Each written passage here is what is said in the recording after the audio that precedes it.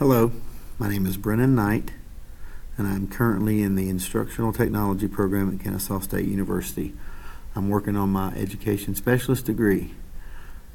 I currently have a master's degree that I obtained from Walden University, and my area of study was middle grades education.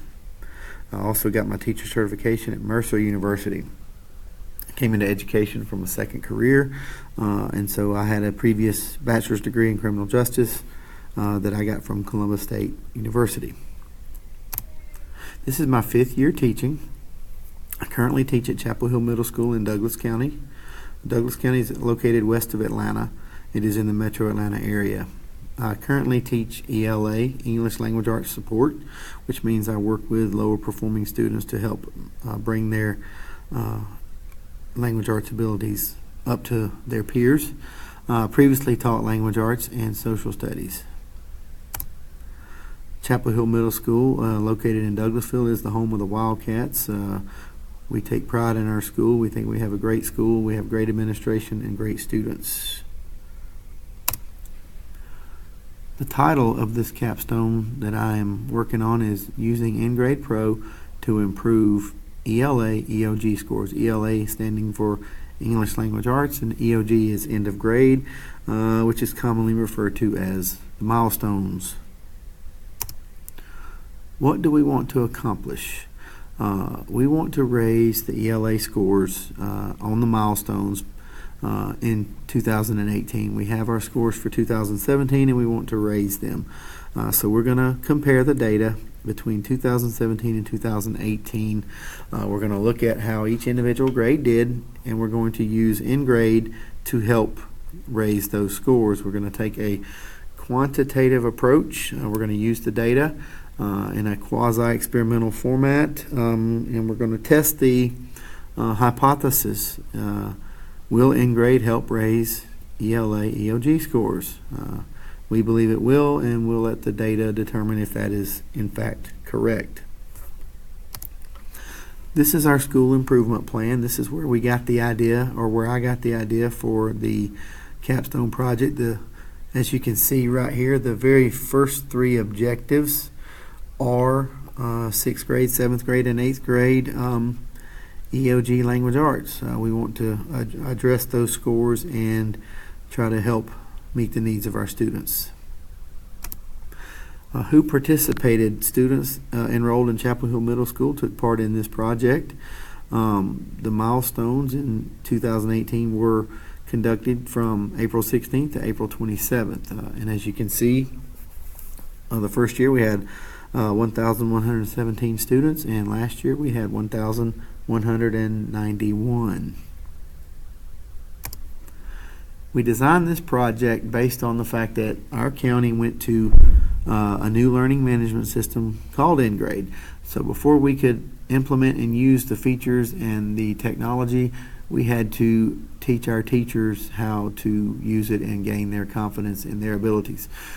So to monitor that, we used teacher surveys to make sure that our teachers were using the technology to the best of their abilities and helping their personal ability and confidence as well.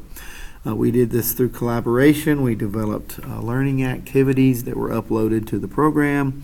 Formative and summative assessments were used during this project.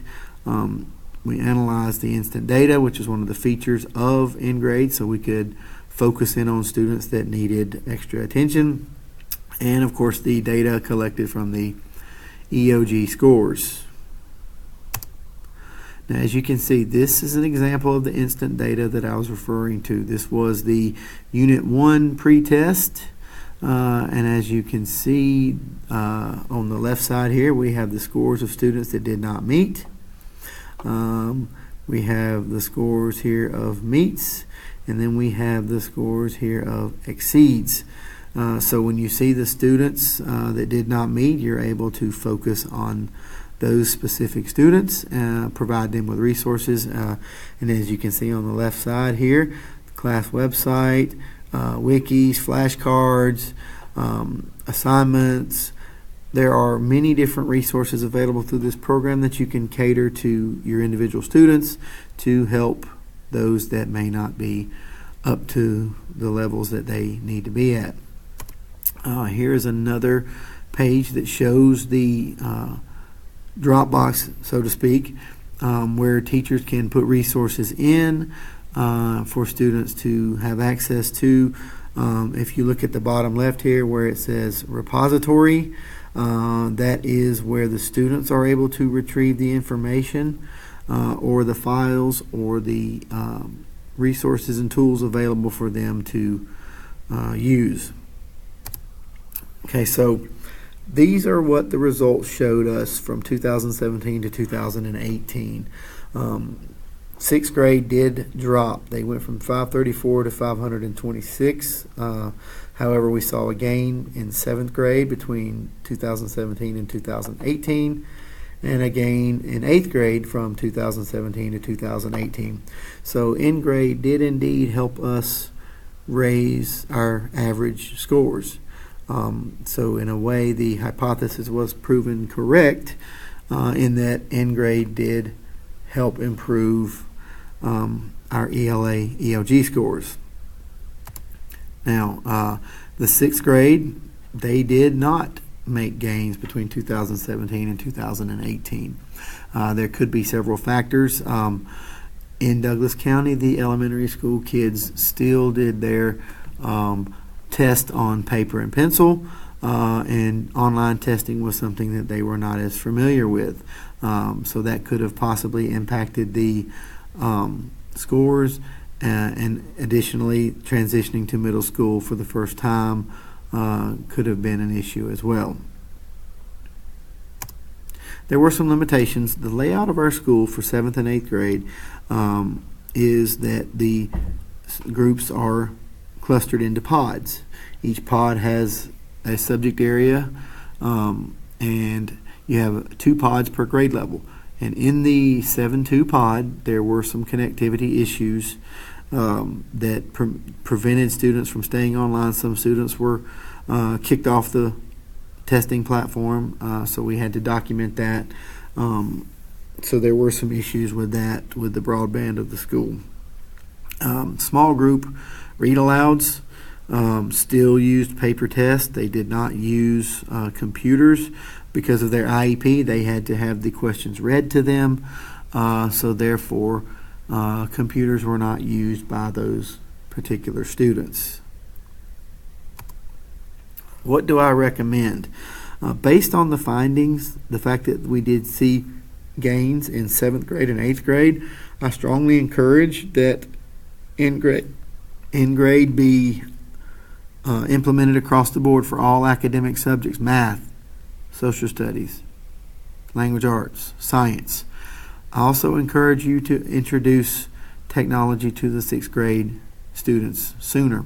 The first 10 days of a new school year for 6th graders at Chapel Hill Middle School is what they call a transition academy. It's basically welcome to middle school orientation type 10 days. I would consider perhaps narrowing that to 5 and maybe using the other 5 days to introduce technology to the students. Perhaps that might get them over the learning curve of going from paper and pencil to online testing. Thank you for this presentation. I appreciate your time. I'm very excited about the project. I think it went well. It has excited me to see the results, and it has motivated me to want to further some research on in-grade, because our county is mandating this program. So I feel like if the county is making the teachers use it, we should use it to the best of our abilities. And with what I have gathered in this research project, this capstone, there are plenty of benefits that can come from this. So thank you, and enjoy your evening.